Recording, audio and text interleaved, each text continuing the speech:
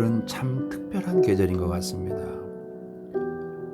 시야에 들어오는 모든 풍경에서 하나님의 메시지를 들을 수 있고 그 하나님의 인생을 향하여 말씀하시는 주님의 음성을 또 눈으로 볼 수 있는 그런 계절인 것 같습니다. 저는 장석주 시인이 쓴 대추 하늘이라는 시를 평소에 자주 읽고 또 읊조립니다. 그 시를 통해서 인간의 고난 속에서도 인간을 향한 하나님의 특별하신 섭리를 볼 수 있도록 그 시가 그렇게 표현하고 있기 때문인 것입니다. 제가 그 시를 한번 여러분 소개해 보겠습니다. 대추 하늘. 적에 저절로 붉어질 리는 없다.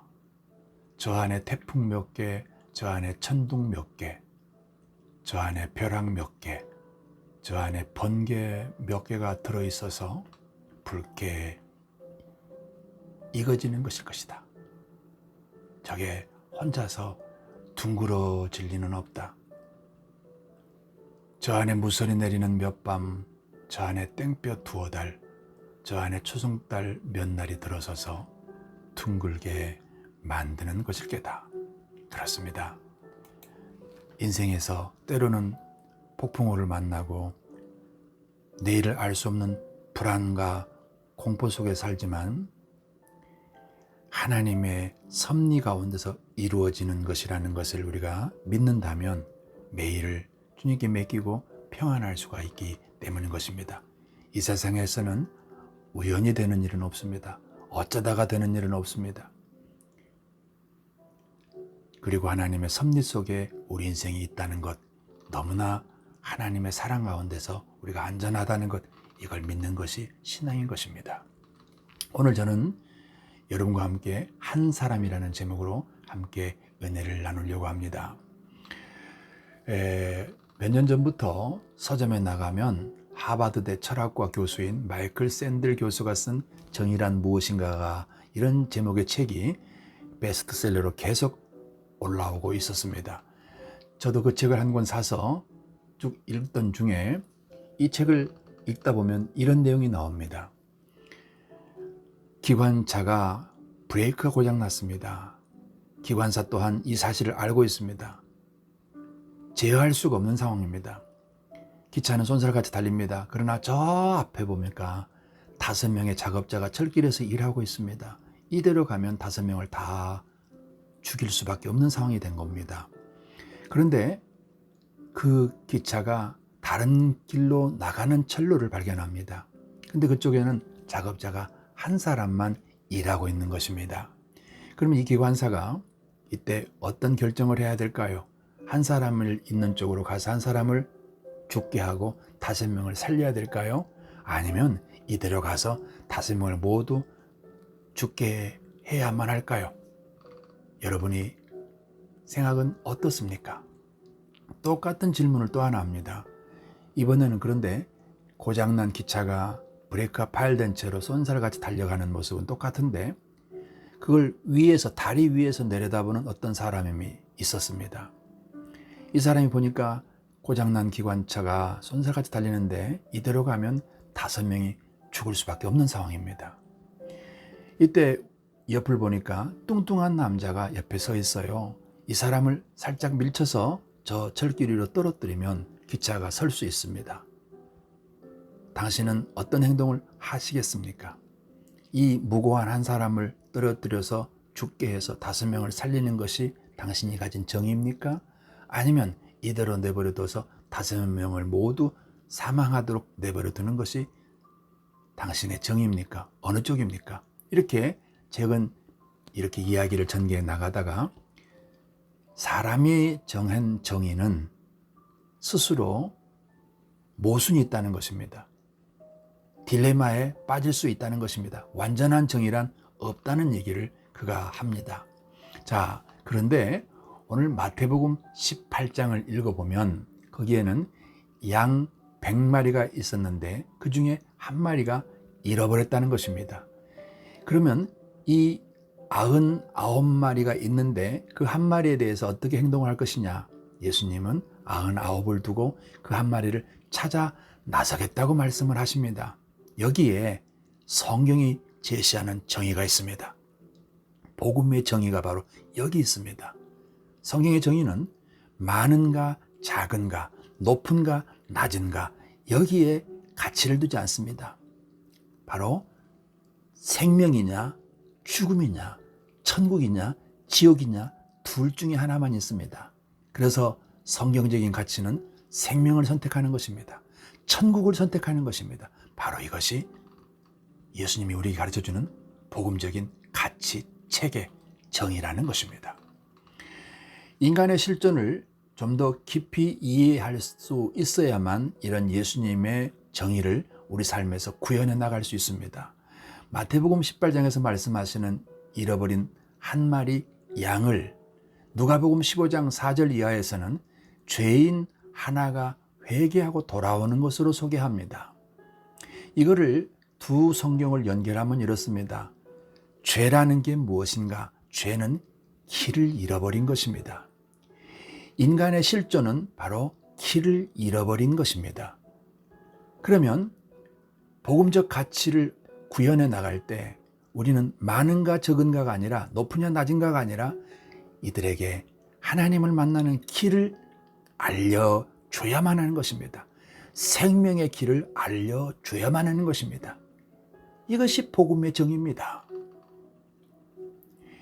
이러한 예수님이 우리를 향해서 말씀하시는 이 말씀을 친히 삶으로 보여주신 사건이 마가복음 4장과 5장에 이어져 있습니다. 어느 날 예수님께서는 제자들과 함께 배를 타고 거라사 지방으로 건너가시고자 하셨습니다. 제자들과 배를 타셨습니다. 중간쯤 가다가 큰 풍랑이 일어났습니다. 갈릴리 바다에서만 뼈가 굵어온 제자들도 도저히 손쓸 수 없는 엄청난 풍랑이었습니다. 그 풍랑의 상황에 대해서 기록하기를 큰 광풍이 일어나며 물결이 부딪혀 배에 물이 들어와서 가득 차게 되었다는 것입니다. 그래서 죽게 되어졌다는 것입니다. 제자들이 예수님을 깨워서 이 상황에 대한 말씀을 드려서 예수님께서 바람과 파도를 잠잠케 하시고 배는 건너편으로 건너갔습니다. 그리고 다시 배를 타시고 건너오십니다. 그런데 건너가시고 건너오시는 이 중간에 한 가지 사건만 있습니다. 그 사건은 거라사 지방에 사는 귀신 들려서 무덤가에 살고 있는 한 사람을 그 귀신으로부터 노연하게 하시고 귀신으로부터 풀어 해방시켜 주시고 새 삶을 살게 하는 이 사건 하나가 기록이 되고 있습니다. 그렇다면 예수님께서 풍랑을 뚫고 배를 타고 건너편으로 건너가고자 했던 것은 바로 이 한 사람을 살려서 이 한 사람에게 생명을 주기 위해서입니다. 해방과 자유를 주기 위해서, 그래서 새로 인생을 살게 해주신 것입니다. 바로 구원을 위해서인 것입니다. 그는 예수님이 오시기 전까지는 친척에게도 버려지고 형제에게도 버려지고 마을에서도 버려지고 아무도 그를 돌보지 않았습니다. 버려진 사람이었습니다. 무덤가에 살았습니다. 그것을 아시고 예수님이 그 영혼에게 찾아가신 것입니다. 그 영혼을 새롭게 하셨습니다. 바로 이것이 우리가 어떤 영적 가치 체계를, 우리 안에 어떤 정의를 가지고 살아야 되는지를 가르쳐주는 장면입니다. 철학자 임마누엘 칸트는 이 세상에는 두 가지 가치가 있다고 말합니다. 하나는 목적 가치요, 따로 하나는 수단 가치라는 것입니다. 수단 가치는 생활용품처럼 목적을 위해 대체가 가능한 것이라면, 목적 가치는 그 자체로 목적이기 때문에 대체가 불가능하다는 것입니다. 바로 인간의 영혼이, 인간의 생명은 목적 가치에 해당되는 것입니다. 인간의 생명을 대신할 만한 다른 가치가 있지 않기 때문인 것입니다. 그래서 예수님은 마태복음 16장 26절에서 인간의 생명은 천하보다도 귀하다고 말씀을 하신 것입니다. 온 세상을 다 주고도 바꿀 수 없을 만큼 소중한 것이 한 영혼이라는 것입니다. 데이비드 브레너드라는 사람이 있었습니다. 그는 북아메리카 인디안 선교에 생애를 바친 미국 식민지 세대의 선교사입니다. 그의 일기가 책으로 소개되어 있습니다. 그의 글에 이런 글이 있습니다. 한 영혼을 주님께 인도할 수만 있다면 내가 어디에 있든지 어떻게 살든지 또 무엇을 견디게 되든지 나는 관계치 않노라. 잠을 자면 저들을 꿈꾸고 잠을 깨면 첫 번째 드는 생각이 잃어버린 영혼들이여라. 아무리 박식하고 능란하며 청중을 감동시키는 웅변이 있다고 할지라도 그것으로서는 인간의 심령의 결핍을 대신 채워줄 수가 없기 때문이다라고 얘기를 합니다. 한 영혼의 가치는 이렇게 소중합니다. 요한복음 3장 16절에서 한 영혼의 가치를 성경은 이렇게 증언합니다. 하나님이 세상을 이처럼 사랑하사 독생자를 주셨으니 이는 저를 믿는 자마다 멸망치 않고 영생을 얻게 하려 하심이라는 것입니다. 이 말씀에서 우리는 얼마나 한 영혼을 사랑하시는지를 알 수가 있습니다. 하나님이 천지의 주인이신 하나님이 사람이 되어 이 땅에 오셔서 죽어서 우리의 죄를 다 용서해 주시고 우리 인간을 구원해 주시는 그것, 이렇게 중요하고 이렇게 소중하고 이렇게 가치 있는 것이 한 영혼이라는 것입니다. 여러분, 1858년쯤에 구두방에서 일하고 있던 한 소년에게 킴빌이라는 성도가 하나님의 복음을 전하고 그 아이를 가르칩니다. 그리고 그 아이가 자라서 19세기 말에 미국과 유럽의 영혼들을 뒤흔들었던 전도자 D.L. 무디였습니다. 빌리 선데이라는 사람은 살릿이라는 곳에서 3조 정도 전도 집회를 엽니다. 그러나 그 집회에서 회심하여 주님께 돌아온 사람은 12살 먹은 남자아이 단 한 명밖에 없었다고 합니다. 그런데 이 한 사람을 양육하고 그리고 믿음으로 세워서 이 아이가 자라서 전 세계 수백만 명에게 복음을 전하고 우리나라에도 왔던 빌리 그레함 목사가 되었던 것입니다. 이게 바로 한 사람의 가치입니다. 한 사람이 얼마나 위대한 일을 할 수 있는가 하는 것입니다. 우리 소만교회는 한 사람 정신입니다. 우리 교회는 개척을 할 때 개척 멤버가 몇십 명이 있었던 거 아닙니다.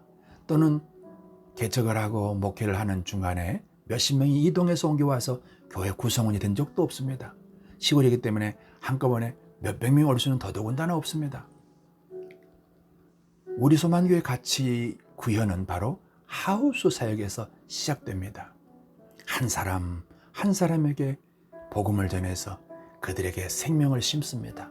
그리고 그들이 교회로 등록한 이후에는 다비다 신학원에서 2년 동안 소그룹으로 그들을 제자화시킵니다.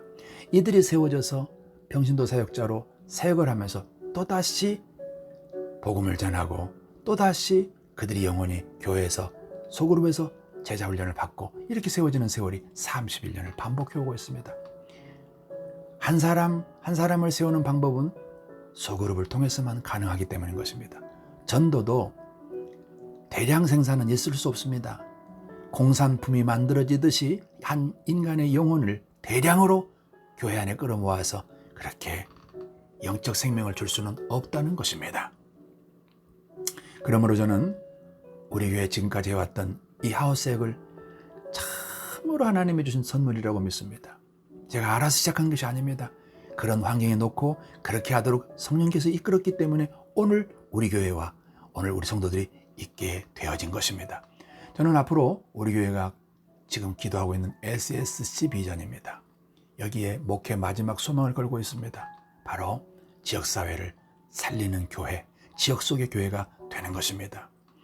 자, 지금부터 제가 한 사람이라는 제목에서 제 지난주 간증을 이어가 보도록 하겠습니다.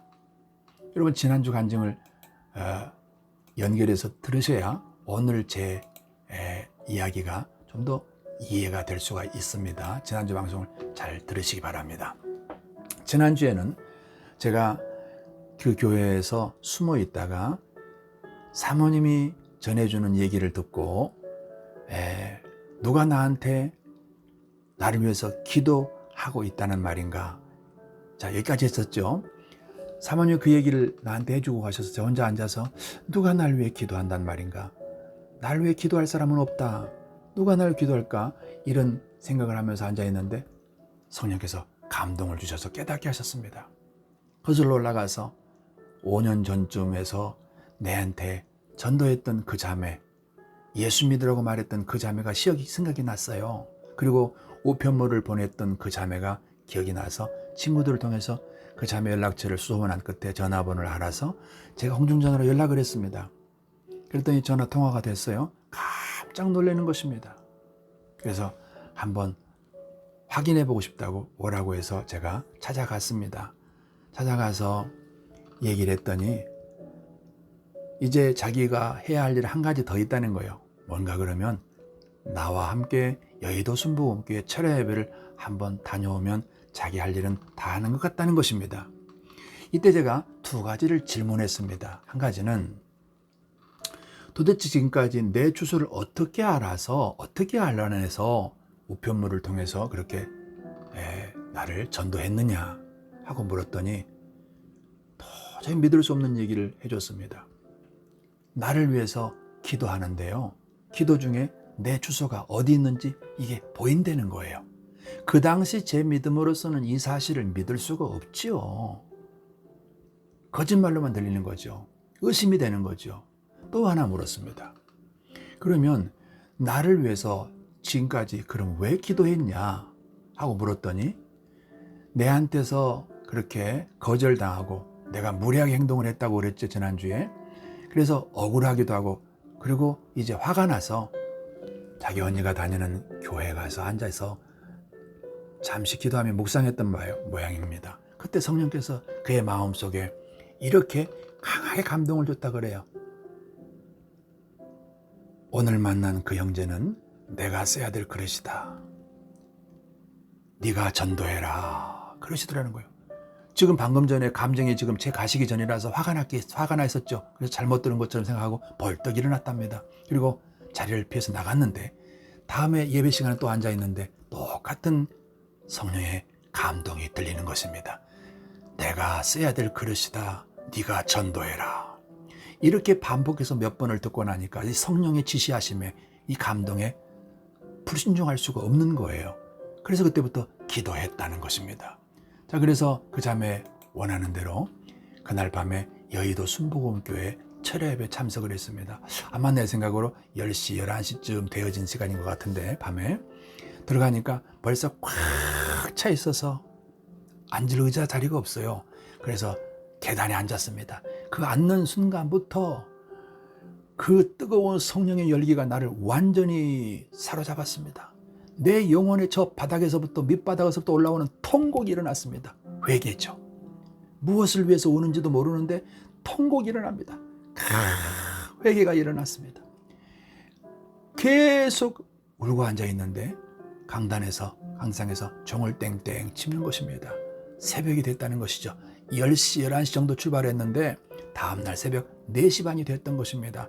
새벽 예배를 시작한다는 것이죠. 그리고 함께 새벽 예배를 드리고 이제 교회를 나와서 각자 헤어졌습니다. 그리고 나서 세월이 이제 11년쯤 지난 이야기를 지금부터 조금 더 해드리겠습니다. 저는 그 자매랑 헤어지고 난 이후에 이제 결혼도 하게 되고 그리고 신학을 마치고 지난주 말씀드린 내용대로 민들레 홀씨가 되어서 거창에 날려와서 여기서 개척을 시작했습니다. 순전히 성령의 인도하심 때문이었습니다. 그리고서 개척을 하고서 목회를 하는 중에 서울에 대학원 공부를 해야 될 부분이 있어서 기차를 타고 왔다 갔다 하는 중이었습니다. 어느 날 기차 안에 앉아서 가는데 갑자기 이야, 나 같은 사람이 어떻게 예수를 믿게 되었으며 목회를 하는 사람이 되었을까? 이게 내가 생각해도 이게 참 기적인 거예요. 그러다가 감사하고 있는데 갑자기 나를 전도했던 그 자매, 지금으로부터 10년, 11년 전에 마지막으로 만났던 그 자매가 생각이 났어요. 그 자매한테 지금 이 상황을 얘기해주면 너무 기뻐할 것 같은 거예요. 그래서 공부를 마치고 그 자매가 살았던 동네를 기억을 더듬어 찾아가서 그 자매가 다녔던 그 당시 개척교회를 가보니까 그 장소에 큰 교회당이 세워져 있어요. 그래서 제가 이렇게 담장 너머를 넘어다 보니까 마당에서 어떤 나이 드신 성도 한 분이 마당 청소를 하고 있는 게 보였습니다. 그래서 제가 물었어요. 어르신, 여기에 좀 제일 오래된 성도를 제가 좀 만나고 싶습니다. 그랬더니 왜 그러냐는 거죠. 75년에서 80년 사이에 이 교회 다녔던 아무개 자매가 전도해서 제가 예수를 믿게 되었습니다. 그리고 지금은 개척해서 목회를 하고 있습니다. 그 자매가 혹시 연락처를 아시거든 이런 사람이 찾아와서 이렇게 얘기를 하더라고, 좀 전해주세요. 제가 큰 빚을 졌습니다. 그랬더니 이분이 청소하던 도구를 내놓고서 내 손을 잡고 들어오라는 거예요. 들어가서 그 사무실에 잠깐 앉으라 그러더니 전화를 돌려요, 당시에.